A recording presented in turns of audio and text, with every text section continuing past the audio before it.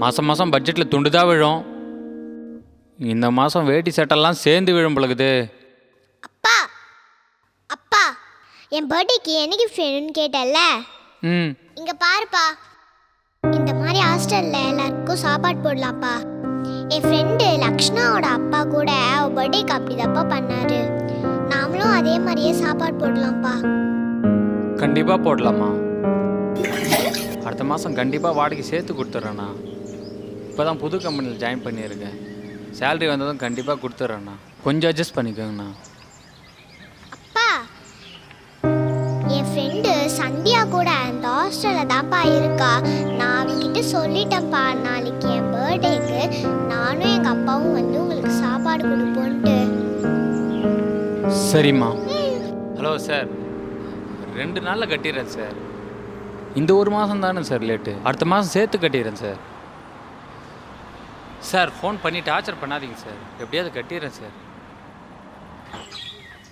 அப்பா போகலாமாப்பா? அம்மா, அதெல்லாம் பண்ணால் ஒரு 1500 தேவைப்படும். அப்பா கிட்ட சுத்தமாக காசு இல்லை.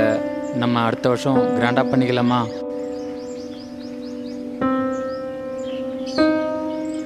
ஹலோ மச்சான், காசு கேட்டேன், என்னாச்சுடா? மச்சான் நீயாவது ரெடி பண்ணி கொடுறா.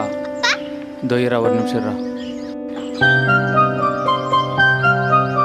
உனக்கு எதுமா இவ்வளோ காசு?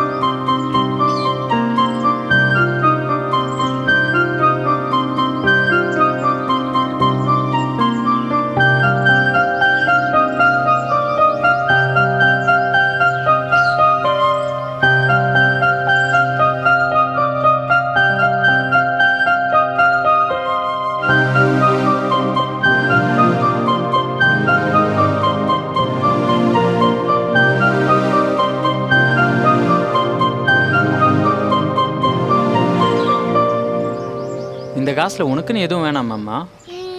எனக்கு இன்னொரு உண்டியல் வாங்கி தாப்பா.